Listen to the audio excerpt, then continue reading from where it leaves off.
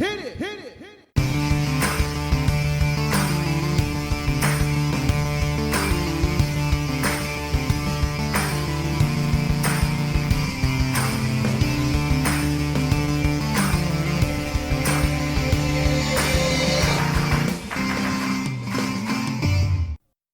back to another edition of Pod Jerky. We're going to be doing a multiple-part episode about music, specifically Canadian music. And each episode following this episode will be on specific Canadian artists, so stay tuned for what's coming up. We have had contact with some great Canadian artists that have graciously allowed us to use their content on our show, and we had an interview with a DJ over social media. It was none other than DJ Chemo from The Rascals. The artists that are allowing us access to their music include The Rascals, Choclair, Socrates, Thrust, Bryan Adams, Finger 11, and Jeff Smith. Jeff Smith has actually put together our intro and our outro for this podcast, and we're going to touch on an episode about some of his and his family's music. Let's get right into it. Now, I used to watch Rap City religiously on Much Music. In fact, I'm pretty sure that I still have a VHS tape with 6 hours of music videos on it. Yes, I'm that old, and I still remember watching the videos for these artists. Hell, I even had a shout out on Rap City for Warrior's Drum from King Just from my friends. We both tried to support Canadian artists while we were growing up. I can still remember a struggling artist standing in front of the Eaton Center one day, and he stopped me to listen to his album.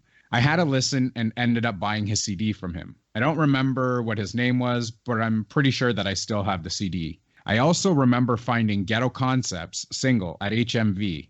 Yes, HMV. Remember that store?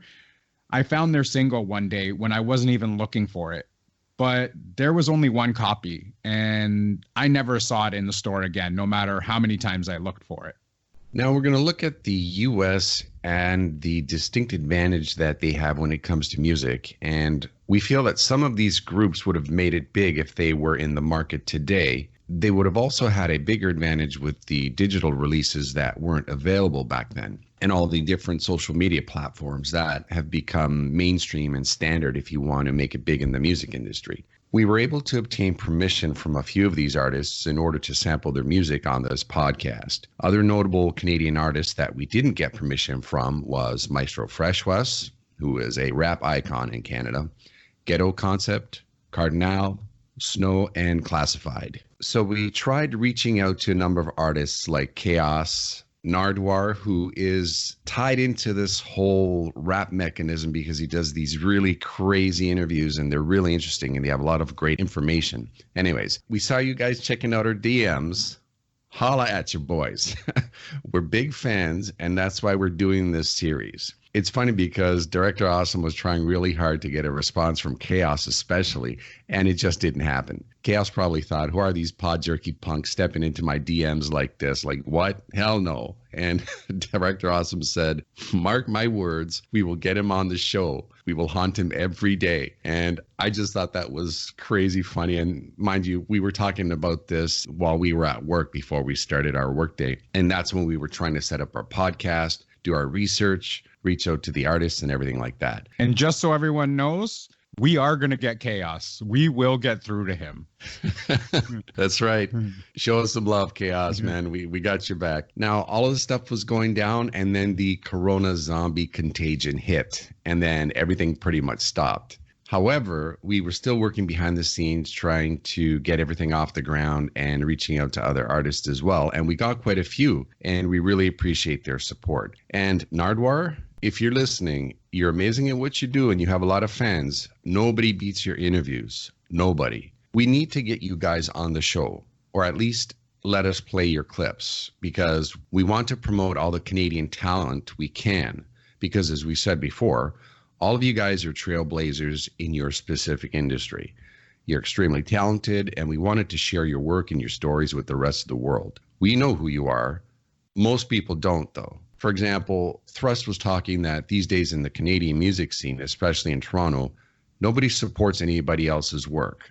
Nobody gives a shout out, a repost, a like, a heart, nothing. What we're doing is a 5-part podcast series. See, Thrust, we got your back, man. We did a lot of research. We're proud of the work we do, and we try to do our best And remember, we are doing this out of our own pockets. Our podcast is not monetized. We're spending money here. The only thing stacking up in our pockets is lint. So it's for the love of music and recognizing hard work, talent, drive, and determination. All these champion characteristics that Canadian artists seem to have in abundance. And now we're going to hand it off to Director Awesome. Now, I want to talk about Chaos, who is a great artist. As Master Impressive stated earlier, we are big fans and we have a bone to pick with him because while we were starting up our podcast, we reached out to numerous artists such as Socrates, Choclair, and the Rascals, and they all responded by giving us permission to use their music, and we desperately wanted to include Chaos as well. Now, despite our best efforts, Chaos never responded. Now, Mr. Chaos, we know that you have seen our messages because each message would say that you have read it and you would post messages on that same social media platform every day. That's true. You were doing it just to mess with us. We know this. We know it. You know it. But we are still going to show you some love and talk about you anyway because we still think that you were great.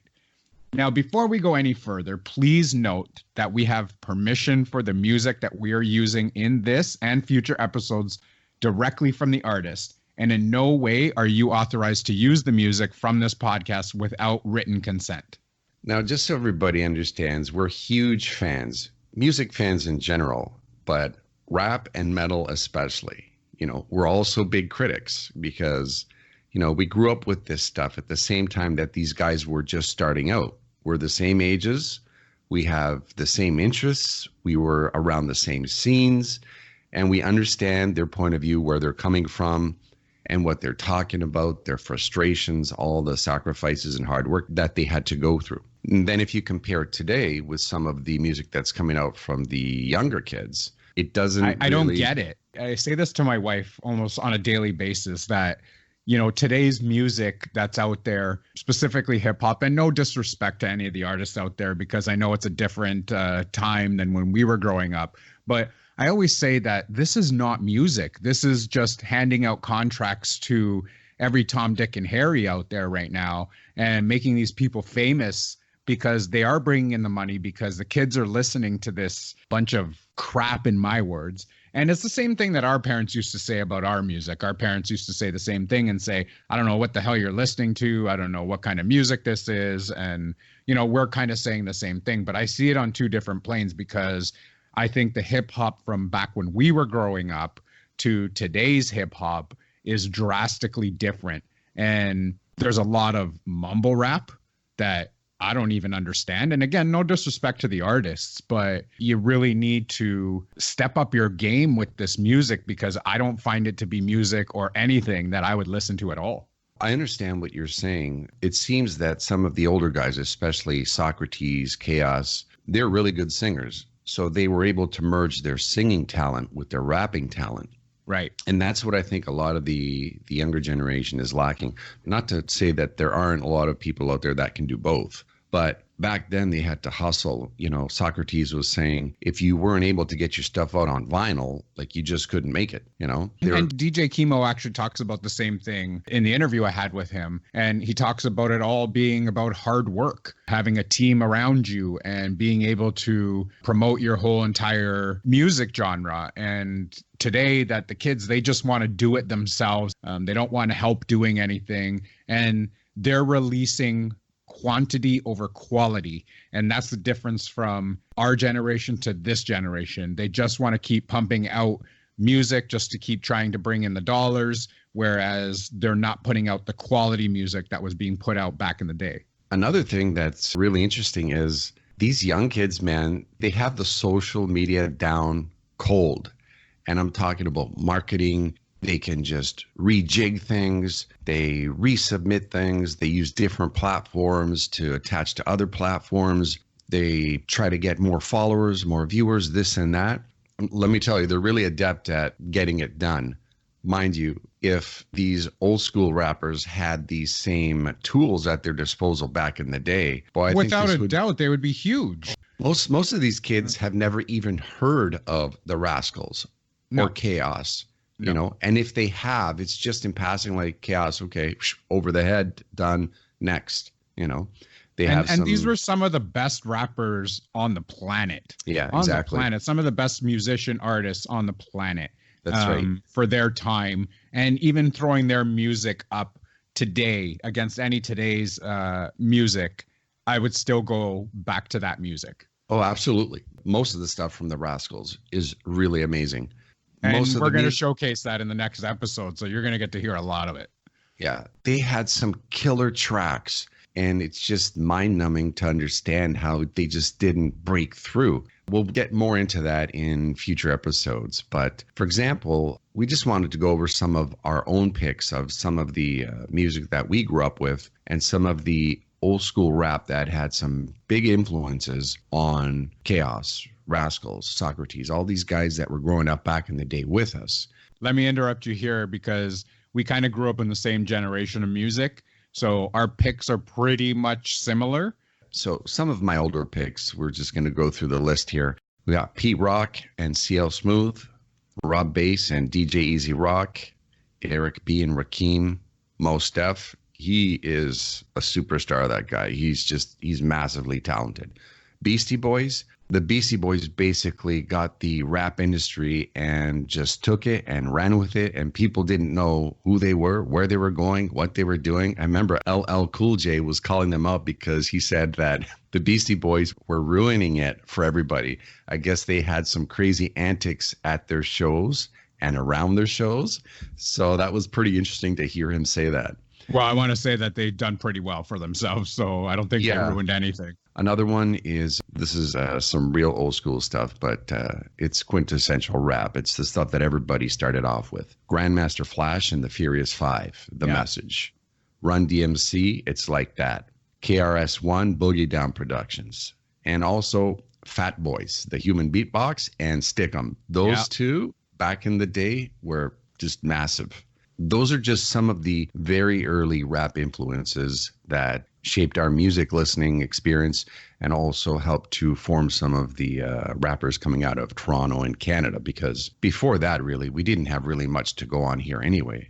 I'm sure there might have been some really early rap pioneers that were experimenting with things, but Rascals, Socrates, Chaos, Choclair, the list goes on and on. Those were the guys that are the trailblazers, and they made something out of nothing, and they had to work so hard. What about you, Director Awesome? What were some of your influences? Pretty much the same there. I mean, I still listen to a lot of Souls of Mischief, who was a fantastic group, some DOS Effects, Lords of the Underground. Those were pretty much the ones that I listened to growing up. Of course, there was the Pete Rocks and CL Smooths and the Rob Bass. You know, It Takes Two was a huge hit back when I was growing up. And then getting into Maestro Fresh West with Let Your Backbone Slide and Conducting Things, you know, those were huge hits. And he was very popular in the States as well. So he did make it mainstream. And it was great to see that a Canadian artist had burst through that wasn't a rock star. This was a hip hop star that had made it to the mainstream level. It was great to see that. You saw his records out in stores, tape cassettes, whatever it was back then. And it was great to see that. Yeah, it was huge. I remember Backbone Slide and Top of the World with the Rascals. Those were the two videos, the two gigantic hits from back in the day that I think just blew open the gates and cemented our place in the rap scene, especially for those guys there, because those tracks were huge. Everybody was playing it at high schools. Everybody was trying to rap and trying to make up their own raps like it. I even did my own beatbox mixtape back in the day. I lost it, unfortunately, but I'd give really anything. good. I'd give anything to hear that right now. I would. Yeah, it was really good because some of the people that I shopped it around to said it was, yeah. We should get you to record another one and put it on our YouTube channel. No. There's a shameful plug for YouTube. No, those days are long gone. Yeah, it was pretty hectic back in the day. And now, mind you, the rap scene here in Toronto and in Canada, they had to fight off all the monster hits coming out at the time. And there were a lot in all the different genres like rock, metal, you name it. So props to them for doing what they did and for being able to actually make it in the industry and get their names out there, even though they faced a lot of stiff opposition here in Canada. And that's unfortunate. And we'll be talking about that more in future episodes as well. Well, like you just said, we're going to talk about that in the Rascals episode specifically because, you know, DJ Kimo had some interesting things to say about why, like, Canadian rappers weren't able to make it in the industry as big as the US, why the Juno Awards were treating the award like it was like a token award. We'll get into some of that more in detail in the next episode with the Rascals. There were a lot of hurdles for Canadians to jump in order to be able to make it big. And kudos to them for all sticking with it, living out their dream, and becoming successful music artists. I think the main thing with these guys is they're hardworking, industrious. They hustle like crazy. And I remember watching an interview regarding Chaos, and he was basically saying people don't understand how much I have to sacrifice to get my stuff off the ground and how hard I have to work. And that's the thing that people don't see. Today, you put a video on TikTok or YouTube, and you have 10 million people watching it, and it's no problem. You know, and these guys struggled and worked their asses off to get to where they were. That's something that also sort of stings a little bit, you know, not having the same support and the same avenues to get your music out back in the day as you do now, which would have helped so much. Here's another thing too, for most of the people that don't know, every chance that we get, we have our special needs kids listen to the old school Toronto rap and Metallica. Always, you know, we keep things clean, but once they hear the music, you know, compared to what's out today, they listen to it, they understand what's going on. We talk to them about the music. So we leave it. And then if we come back, let's say a week later and ask them what music they want to listen to, a lot of the times they go back to some of the music that we brought up and introduced them to. So they can understand once they hear the music, they can hear how good it is compared to some of the stuff that's out today. And what's the ones that we were listening to? Camila Cabello, Cabello, however it was. I think it was No Crying in the Club or whatever. I think it was Halsey, something from Halsey. Now or Never. Yes. We had to change that. So one day we put on Chaos. I can't remember which song it was. I think it was Rise Like the Sun, perhaps. I'm not sure. And so then our students just looking at us like, what's wrong with you two crazy old donkeys? It's like, what is this? And he was sitting there listening. And he's like, okay, yeah. He asked for Halsey anyway. And we gave him his perk for the day. But then he came back later on and asked for Chaos by name. I said, what do you want to listen to? Chaos. And I'm like, that's right. Yeah. That's how we work. Yeah. So that was interesting and pretty rewarding as well to see that some of the kids can appreciate the music for what it is. I mean, it's an art form, and these guys are artists, like top notch all the way. All right, so I think there were a few more songs and tracks where rock and rap were walking the edge together. And I think the first one that you put was Walk This Way by Aerosmith and Run DMC. Fantastic song. Fantastic. Yeah, that was pretty huge. Yeah. And what was the next one? Dream On for Eminem. We had Linkin Park and Jay-Z. You had the 99 Problems. I'm a huge Linkin Park fan. Love their style. It's too bad with Chester Bennington that he passed away. But they also had the rap and rock influence in their music. They had the one guy rapping and then the rest of the band singing. So they had kind of a collaborative mix of music together. So they were great. MGK, he started off as a guitarist in a punk band in high school before he started rapping. Post Malone, same thing. He started as a guitarist in a metal band. I think he was practicing with Guitar Hero, if I'm not mistaken. That's what I heard. So he was playing Guitar Hero all the time. And then I guess he just said, well, let's just take this off and let's see what happens with it. You see, I played Guitar Hero all the time when I was younger, and I couldn't play the guitar now. It didn't do anything for me. Yeah. Now I'm pretty sure that's what I heard in one of his interviews. I could be wrong, but just think, if you practice a little bit more Guitar Hero, you could be Post Malone #2 right now. Yeah. Raking in the millions. All right. So the next one is 3 6 Mafia, sampled by Metallica. Do you remember back in the day how they were fighting social media so much, especially like having their music out there? They were totally against it.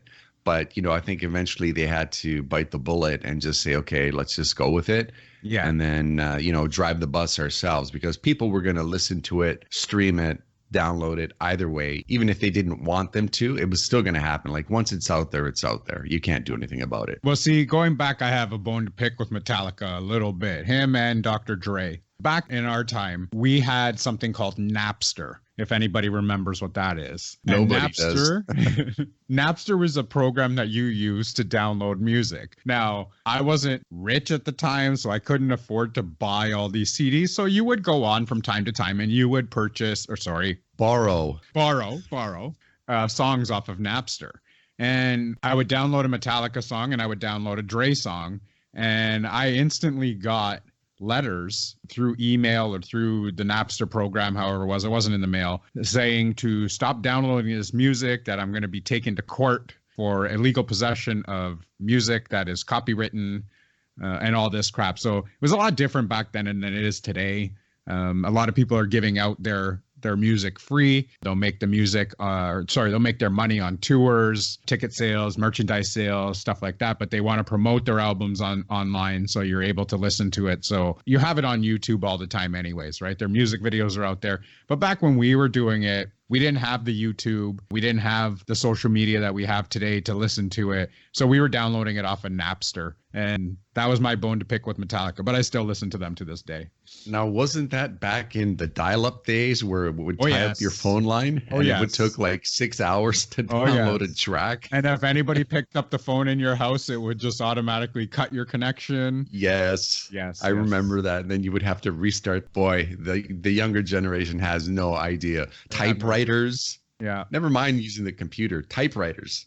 Yeah. Anyways, we'll leave that. Yeah. And then there was something else that you put on the list. It's called nu metal, also known as aggro metal. It's just a genre that basically combines elements of heavy metal music with elements of other music genres, such as like hip hop or alternative metal, funk, industrial, groove metal. I'm not too much into that type of music. I'm guessing maybe that's something that you would kind of liken Linkin Park to, although I don't think that genre was kind of out at their peak period. But that's kind of what you would liken it to, as you would have the hip hop influence in it and you would have the rock influence in it. It's just kind of a mashup of different types of music. So now moving on, we're just going to look at some of our top rap and metal tracks, U.S. versus Canadian, the difference between the two countries and why Canadian artists did so poorly here. So now these aren't necessarily our favorites, but these are the big hip hop hits back in the day. So there was Sugar Hill Gang, Rapper's Delight. Then Director Awesome, you had NWA, Straight Outta Compton. Oh yeah. Fight the Power, Public Enemy. That was huge. Huge song. Juicy by Biggie. They Reminisce, Pete Rock and CL Smooth. Wu-Tang. Yes. Massive group growing up. Yeah. People do not understand us. Like when we start playing our music at work, they look at us like, what planet are you guys from? And we just go, well, hey, you know what? We listen to really good music. Listen to the lyrics, listen to the flow, listen to the skills, the rhyme, the production, everything. It's off the hook. What did you have next? I think there was something from Tupac, Dear Mama. That was a huge hit. Run DMC, It's Like That. It Takes Two, like we've discussed before. Raw Bass. LL Cool J was huge back in the day. Mama Said Knock You Out was a huge hit. Regarding Rob Bass, It Takes Two, that also was a massive track. Guys crushed it, just crushed it. We still play that to this day. I could probably rhyme off the whole song. It's like it's just embedded in your head. That's right. So, yeah. I mean, fantastic song. Now, some of the rock tracks that came out back in the day, Sweet Child of Mine, Guns N' Roses, they were huge too. They were also pioneers as well in certain ways, and they pushed it. And Enter Sandman by Metallica.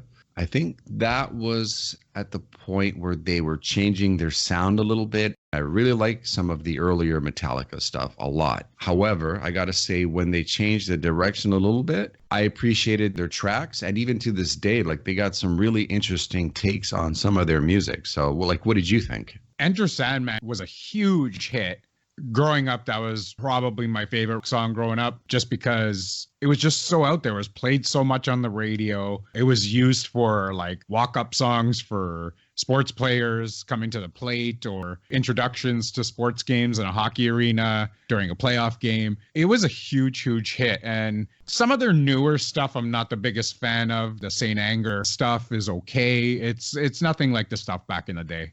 No, I agree. But can you imagine the coin that they made? It's just scary. I would really like to know how much money they've been able to collect over the years off these tracks, because this stuff is massive and they're into everything. Next, what did you have on the list? It was Highway to Hell, AC/DC, Dream On, Aerosmith, The Cult of Personality by Living Colour, Welcome to the Jungle again, Guns N' Roses, Back in Black, Van Halen, Panama. Like, these were all great, great rock songs that made it big in the music industry during our time, and, you know, probably a little bit before our time as well. These are the things that we grew up with. Yeah. And I'm sure that most of these tracks are the same songs that the rappers in Toronto grew up with, because listening to Chaos in some of his interviews, he goes back to Neil Young. He talks about these Canadian rockers, this Canadian music, and not just Canadian, US, and even some of his influences regarding his dad's music from the islands and things like that. I think it was from Trinidad or something along those lines. But like I said, these rappers are well versed in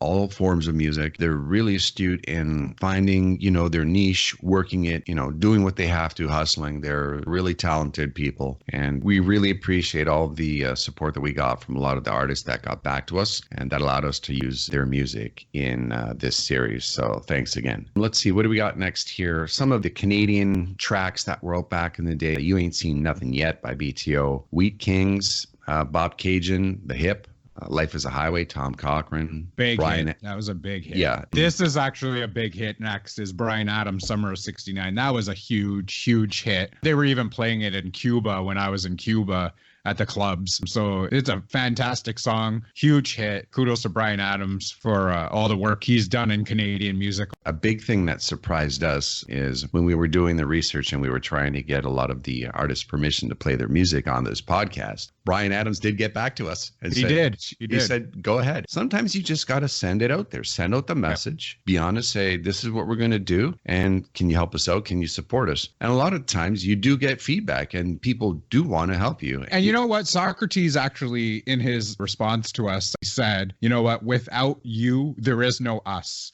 So you go ahead and do what you want to do with the music, showcase it, but give us a shout out. And I was like, you know what? Absolutely. Like, of course, that's what we're going to do. But he's right. Without us, there is no them. Like, there has to be the listener in order for them to be making the records and be making the money. So kudos to them again for reaching back out to us and allowing us to use their music. And, you know, that's the main theme regarding all these guys. They were willing to support us. Some of the U.S. artists that you were in communication with said, well, what do you need this for? Like, what are you guys doing? They were actually willing to work with us. They talked to us. Go through our record label. And I don't want to go this far in terms of doing this. I just want a quick response of, you know what? You can use our music. Go ahead. Get it done. Do what you got to do. We're not doing this to monetize anything. We do know there's a fair use policy, but at the same time, we wanted to do this right. We wanted to make sure that these artists actually knew we were using their stuff, and in hopes of maybe they're going to listen to our podcast and appreciate the work that we've done in order to showcase their talent. Actually, Director Awesome, you did a hard right on that. Instead, I was going straight. I was going to say that with the some of the American artists, that they were willing to work with us and they were in contact with you, and they were really generous in actually communicating back to you and asking you questions and working with you and giving you some advice. We won't say their names just yet, but you're going to be hearing some of their content coming up in future episodes. So we really appreciated that. And you see, I've talked to so many of them, I don't even remember which artists actually got back to me in terms of American guests. Yeah. So you're going to have to refresh my memory once we're off air. Yeah, I just want to say that for the majority of these guys that we reached out to, they're really cool, really helpful, and they understand that, you know, people are just starting off. They need a little help, you know, just like Thrust was talking about. Just a little repost, a like, a heart, a shout out don't worry. We got your backs. Yeah. You guys are helping us. We're going to help you. And we're all in this as a group, fans and the creators and the artists. That's the most important thing. I mean, if we don't support each other, then what's the point, right? Now, the next area that we wanted to look into was the Toronto versus Vancouver vibe. What's the difference between these two locations? When it comes to the music industry, especially in Toronto versus Vancouver, there is a huge difference. Anybody that you talk to, Thrust was saying like we have some sort of inferiority complex here. Nobody wants to support other people's tracks. Nobody wants to help each other out. Nobody wants to do anything that would make things easier for other artists in the same category or in the music industry in general. This sense of community, being unified, trying to get the Canadian vibe out to the rest of the world is missing here in Toronto. Some people might disagree with that, but this is straight from the lips of the artists who've been doing this for 15, 20 years. And but we're talking about today's music, right? Sure. Yes. Yeah, that's right. Yeah. But because back then there was this sense of unity because all the guys, all the rappers, the Dream Warriors, Michie Me, Chaos, Rascals, Socrates, Thrust, everybody, they were basically forging their own road. Well, you had the Rascals in the West Coast from Vancouver. Yeah. You had the Choclairs and the Socrates that were basically from the GTA. They still all collaborated with their music. They gave each other shout outs. They supported each other. And they talk about it's not like that today. That's right. And that was a big thing. The support, I think, was vital back then, especially since the rap industry was just beginning. Getting back to Vancouver, there was an interview that Chaos gave saying that in Toronto, it's really frenetic. There's all sorts of garbage going on and us versus them versus me versus him. And people really aren't in it together here, as opposed to Vancouver, where he was basically saying that you're able to breathe there. There isn't the same pressure. There isn't the same kind of machine trying to wear you down or chew you up and spit you out. And that's a major difference that he stated about Vancouver. And he actually said that he appreciates it more. He's able to relax and be himself more out there than if he was working here in Toronto. I think it's a different vibe in Vancouver. They also have access to the West Coast. They're really close to the U.S. market. I guess there's just a different perspective. Well, they relate more with the California rappers than they do their Canadian counterparts. I mean, that's basically the West Coast, East Coast thing in the States. Vancouver is not far off from, I guess, the state of California. And they've actually come out and say that they do relate with California rappers more than they do the Canadian rappers. So you can see a big disconnect between the West Coast and the East Coast rappers today that wasn't present back when we were growing up. You also have the Toronto-based media not promoting the West Coast stuff. So here in Toronto, we're not going to play the Vancouver stuff, no matter if they're Canadian or not, and vice versa, right? The Vancouver stuff doesn't want to play the Toronto stuff. There's a lot of heat in Canada. We all get along for the most part, but, a lot of people do dislike Toronto because we think we're the center of the universe here. A lot of people will shy away from playing Toronto artists in other parts of the country. I agree. There's a lot of things to the industry that a lot of people don't like. Still, Toronto is what it is, and there's still a lot of studios here. There's a lot of powerhouses in the city.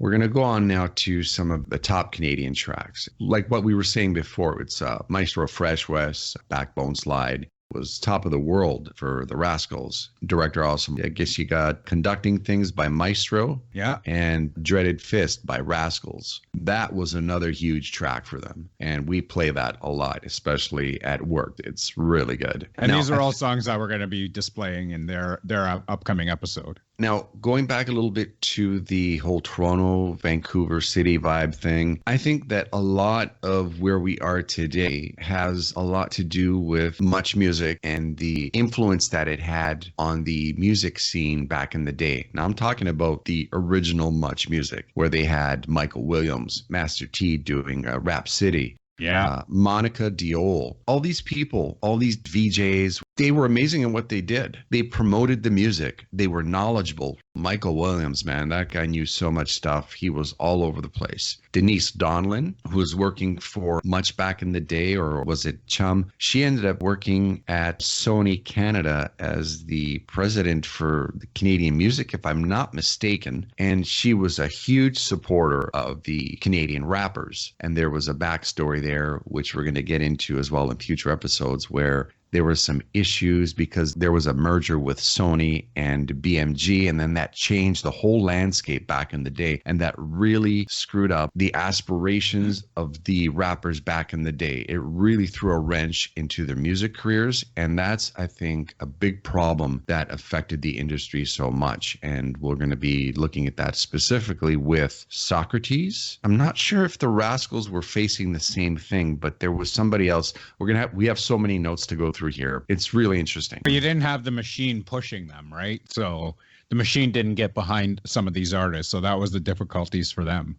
I wanted to talk a little bit about Nardwuar as well. If you guys don't know who that is, he's a Canadian personality. He's a pretty big star. He does these really crazy interviews. And back in the day with Much Music, he was doing an interview with Ice-T, and it was really interesting. And a lot of the people that are interviewed by Nardwuar, they're a little bit put off by his approach because, let's put it this way, he's more alternative. He has his own style. Check him out online at the videos. You'll see what I mean. But the guy's really knowledgeable. He does amazing interviews, and what he does is he gets some of the up and coming rappers to come on, and he gets them to open up. You see a different side to these people that you don't normally get to see aside from the their personalities in the media and in the videos. It's really cool. So hopefully we can get Nardwuar into some of the future episodes. We're working on it. We haven't heard back from him yet. We're going to keep trying though. Shout out to Nardwuar. Come on, help us out. I have been in contact. He hasn't answered back. He hasn't responded to anything yet, but I have tried to contact him. So we're crossing our fingers that we can get something out of him. It would be really cool to get some of his insights and just see where his profession is going as well, and some of the things that he's facing with the newer generation of rappers and singers and artists out there. I think, Director Awesome, you wanted to talk about one Canadian group. They were wearing some Jay stuff in freestyle. Well, no, this group that was featured on Rap City, and good luck trying to find it on YouTube or anywhere online right now. I've been searching for the past 3 days just trying to find their stuff. The name of the group was MVP, and I just remember that they had a really, really good freestyle while they were sitting there on Much Music, and I believe 2 of them were Canadian. It was YOK, LC, and Simo, and they were doing this freestyle. I think the American guy was like, I really like your Blue Jays and Plister jeans, but I ain't no. And he didn't want to say Canadian. He just said, forget it. And it was kind of a rehearsed freestyle, but it was really good. And I still remember that to this day. And I'm pretty sure it's on my 6-hour VHS tape that I have. So I am going to go through that, and I'm going to look for it because I can't find this anywhere. And I wanted to actually sample some of their freestyle into the episode, but I haven't been able to find it yet. After we finished recording the show, I came across the MVP freestyle clip that aired back in the day on Rap City with YOK, LC, and Simo. Here it is. It's not written yet. Freestyle off the top of your mind. For real. Freestyle off the top of the cap. Well, I'm chilling on the table. I kick the freestyle, I'm able to kick it on the rap to the city. These whack MCs try to take me, it's a pity. I'm down with the Mo and I'm down with the K. I got the Much Music microphone, I play. Props to Michelle Geister, I am a heister. I got the funky rhymes and I think I might just flow on and give props to Flex and DJ Sav. Brother Simo, you're next. But I won't pass it yet cause I have to wreck. And after this I will pick up my check and then jet to my home and jump in my bed and write rhymes 4 a.m. I won't do the work that you call the homework. I wanna pass it to the Simo cause I'm out of work. Some more. Pass it on. Some more. Yeah. Some more. Check it out.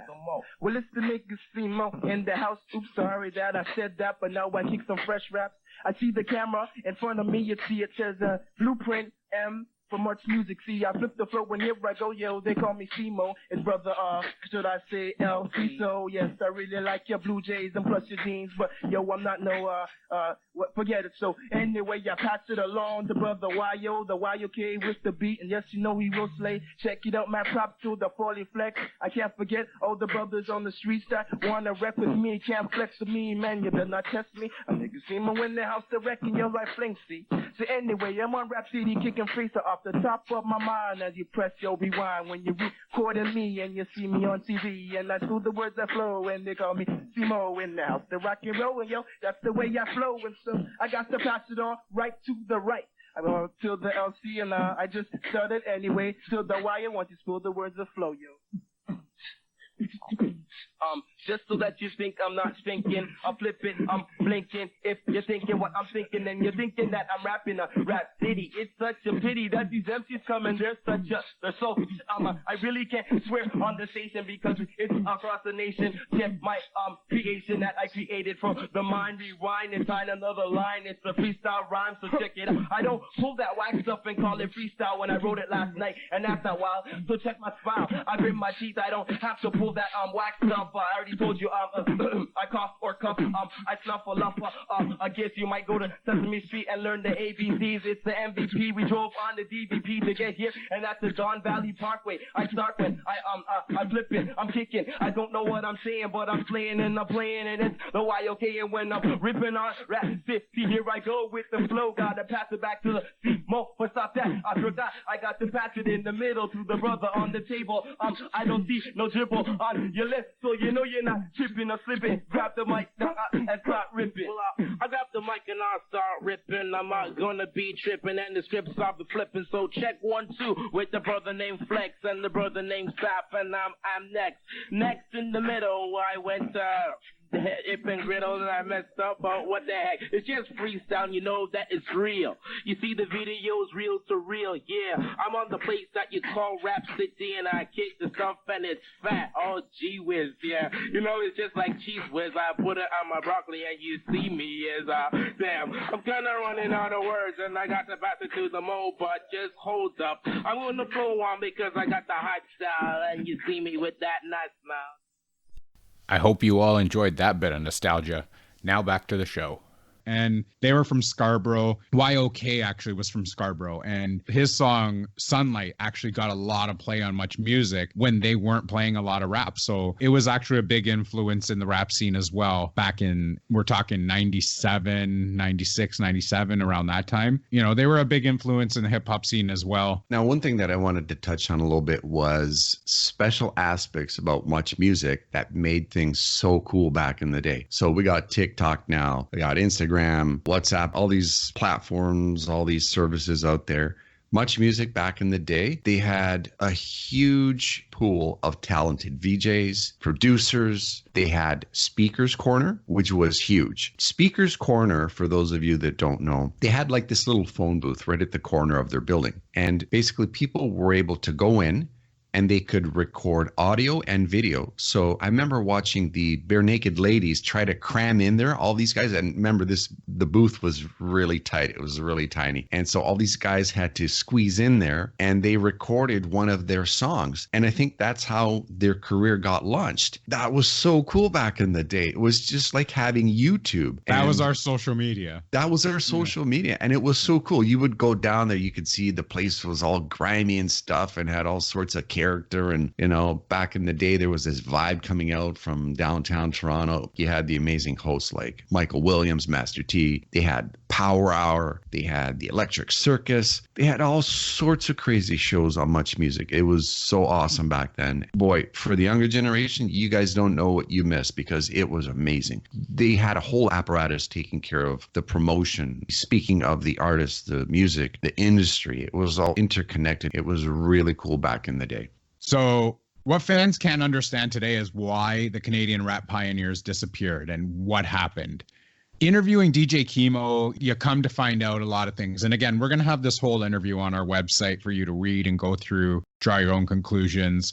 But what he was basically talking about was a lot of the times their groups, I guess back then, were spending their own money out of their own pockets, trying to get noticed, trying to get bigger. They didn't have the machine pushing behind them as hard as they would today. Like there's no record company out there that wanted to promote this type of music back then, right? So you would have, say, the Rascals going in, and unless you had somebody at the record company that was into that type of music, they didn't really want anything to do with it. So a lot of people that worked at those record companies weren't into that type of music. So they weren't getting pushed the way that they should have got pushed for the talent that they had. And I asked if, did you think that it was a racist thing? Was it a money thing, whatever it was? And it was kind of an answer of, it was a little bit of everything, because at that time, nobody wanted to push this type of music out there. They didn't see money in it. And nobody at the record companies actually enjoyed listening to this music. And then you finally get to the people that did want to push it, and they got into Fat Beats in New York. And, we're going to get into a whole bunch of this stuff with the individual episodes for each artist. But this was kind of what happened to these artists, because they didn't get the love from the record companies. They didn't have the social media platforms to release their music on that they do have today. DJ Kimo talked about it and said, there's no record company out there that would be able to push Drake to the height that he's at right now. He had to do that through pushing social media channels and advertising that kind of way. And they just simply didn't have those tools back then. And this is kind of why these guys have kind of fallen off from releasing any newer material, because they've kind of passed the torch on to the newer artists, and they've kind of just ran their course, I guess. Yeah, it's really sad, and it bothers us a lot because we can see all the talent and the dedication that these guys have to their craft. These guys are smart. They know what they're doing. They make good music. They just didn't get that break. Sometimes you don't get the break that you need. Sometimes shit happens and you get a wrench or two or a couple of bags of wrenches thrown at you, and, it's hard to get back up. But, props to everybody. They're still there. They're still making music. Thrust, DJ Kimo, they're still going strong. Maybe not in the same way as they were back in the day, but they're still at it. They're still hustling. So any chance that we can get to promote fellow Canadians, we're going to do it. And I mean, we're not shilling their stuff. We're just giving props to the people that are putting in the time, the dedication, the hard work. And the fans do appreciate. We are here. We are listening. We are interested, just to let you all know. So just keep doing it. And there's no promises, but we're working on maybe trying to get one of them to actually do an audio show with us. There's no promises that that's ever going to happen, but we're going to try and push it. Mr. Chaos, so you're listening. We're going to try and get you guys on the show to actually discuss the Canadian hip hop scene and the struggles that you guys had to go through back then. Now, we're going to roll over to a funny story that happened while Director Awesome was working with me, and he was talking about the banging rap music that he had on his phone. I got to say, when you told me this story, I was laughing my ass off because I could picture in my mind what happened that day. So go ahead and tell everybody the story. It's pretty funny. So, I've got my playlist going on, and, the music is pumped to like high volume. And I have my playlist going, and, you've got the gangster rap, you got the Naughty by Nature, the Dre, the Public Enemy, Wu-Tang, and this is all blaring in my car, and I'm just having a great time driving home. And out of nowhere in the playlist comes up a Rig-a-Jig Jig, which is a song that we play for our special needs kids. And it's a primary nursery rhyme song. This is so just funny. Blaring in my car. So Gangster My Ass, this is more like kindergarten here while I'm driving, scared the shit out of me and just made me look like an idiot with my windows down and this song just playing and blaring out loud in my car. Director Awesome was wearing a hoodie, dark shades. He's leaned back. He's all like thug life in the car listening to the gangster rap. And all of a sudden this nursery rhyme comes on. Yeah. I wish I was there to see that. Just take a picture, a video, and then post that on our YouTube. Oh, that'd be crazy. It would break it for us. Good days, good times. All right. I think what we're going to do is we're going to wrap it up now. If you don't have anything else, Director Awesome, and we'll get some of the other episodes ready. They'll be coming out in a while. It's going to take a lot of work and editing. We're trying to do the best job that we can. Any last thoughts? No, I think that's pretty much it for the introduction episode. I know we rambled on a little bit longer than we wanted to, but this is just the introduction episode. Our next few episodes are going to be killer because we have some actually really, really good stuff from the Rascals, from Socrates, from Chalk Claire, from Thrust. We have some of their music samples going into the episodes. So stay tuned for those episodes because they are actually going to be excellent, excellent episodes. And just a message to all the artists that have helped us out. Please listen. Please share the episode if you have anything that you wanted us to add in the future. If you wanted to do any interviews or work with us in any way, I mean, we'd be more than happy to help you guys out because, like I said, we're big fans of the music. We appreciate all the hard work, the ingenuity, your creativity, everything that you've done for the music industry in Canada. Yeah, I think that's about it. So we'll leave it there and we'll wrap it up. Here we go now. Play that beat. Pod Jerky.